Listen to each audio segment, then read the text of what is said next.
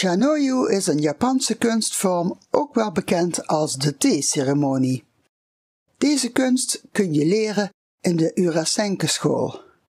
Shanoyu, dat ook Chado genoemd wordt, is een spirituele en esthetische discipline voor het verfijnen van het zelfgekende in het Japans als een doen, als een weg. Het woord Chado betekent de weg van thee. Daarom betekent Chado de activiteit van de gastheer en de gast, die een wederzijds hartverwarmende tijd doorbrengen met een kom matcha thee. De gastheer streeft ernaar de gast een onvergetelijk heerlijke kom thee te serveren en de gast reageert met dankbaarheid. Beide beseffen dat de gedeelde tijd nooit kan worden herhaald en dat het een once-in-a-lifetime aangelegenheid is. Een chakai is meestal een vrij en openbaar evenement. Gewoonlijk wordt het in een tempel gehouden in verband met kenchakshiki, het aanbieden van thee aan de goden. Maar er zijn veel andere evenementen waarvoor een chakai kan worden gehouden. Een voorbeeld kan zijn de Hatsugama, de eerste thee van het jaar, de Robiraki, de opening van de haard, het eerste aansteken van het vuur, of een herdenkingsdienst voor een bepaalde persoon. Het was de bedoeling om een chakai te houden om de 50e verjaardag van de theeschool te vieren, maar het coronavirus groeide goed in het eten, in de thee. In plaats daarvan werd op het internet een virtuele chakai gevierd. Laten we gaan luisteren naar Hamana-san, de theemeester die dit evenement voorging. This is the 50th anniversary of the founding of the school or the class for foreign students. So 50 years ago, Urasenke opened a school in English to train people in tea ceremonies. So over the 50 years, there have been, I don't know, almost more than 600 people, I would suppose, who have come here, who have received training and so forth. So the idea was that when they went back to their country, they would help to share tea with the people there. There's a group in Eindhoven, and then there's also a group in Amsterdam. So anyway, the point is that there are all of these students who are there. We had said, ask them to make a tea gathering to celebrate the 50th anniversary and invite your friends. But because of COVID, we couldn't have large groups. So we were at the point of almost considering to cancel it. But people said, well, let's do it online. This is at the beginning of April. So it was planned for May the 3rd. So all of a sudden, it changed from actually being together in the tea room to being a video relay.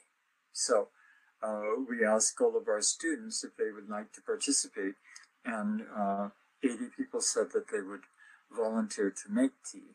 So on May the 3rd in New Zealand, in every time zone, we had people doing tea consecutively. Generally, in each place, they started like at about 10 o'clock in the morning, and they did tea for 2 or 3 hours, depending on how many people there were, and it went all the way around to Hawaii. If you are familiar with the tea ceremony, it involves the host making tea. So he has a setup, he purifies all of the utensils, and then he makes the tea. It's matcha, which is whisk green tea. So we put tea into the bowl, 2 scoops of it is about 2 or 3 grams, and then we add hot water, and then we whisk it with a bamboo whisk until it's very nice and frothy. Normally, it involves the host making it and the guest drinking it, but because we were not together, only the host made the tea and then he drank the tea himself.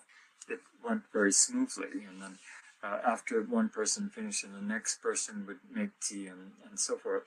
And then at intervals, everybody at their own home, at their desk or in their living room or whatever, would whisk a bowl of tea. We were very surprised because we also did live streaming. So there are people who were on Zoom, but they could also watch on Facebook live stream. So the response was quite amazing, because we had not envisioned that there would be, at one point there were 20,000 logins. So people, since it was going on continuously, they could go to sleep and then get up and watch it again in the morning, or whatever, take a little nap. So those were not necessarily 20,000 people, but 20,000 views. We had only received maybe about 30 people, or answer from 30 people, who said that they would do an actual tea gathering in their house or in a tea room or whatever, and invite the guests to do it. But when it became something that was online, we got many, many more responses than we thought.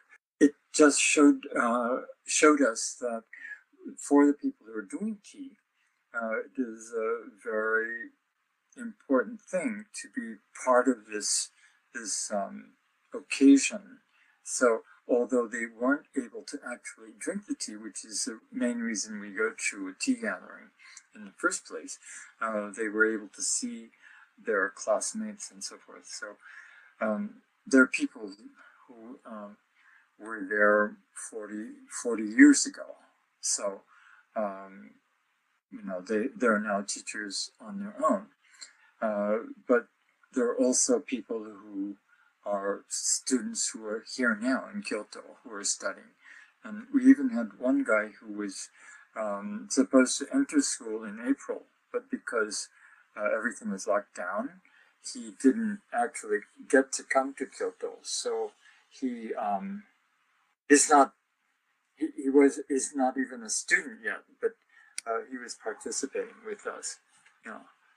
Well, it was for us. It was such a big endeavor. It became a reality in 3 weeks. It was a very short time to coordinate all of the zones, and then get people in each zone and time them so that they would all be occurring at the same time, and then well, not at the same time, but in consecutive order, and then to coordinate and pass on to the next persons. So it was quite important to get everybody together to see each other and so forth. So it's had a really good impact because people are now doing the tea gatherings at their home and inviting their friends via Zoom, teaching classes and so forth. Brian, I think you should drink that bowl of tea. That's your graduation tea. Okay, I will drink my tea.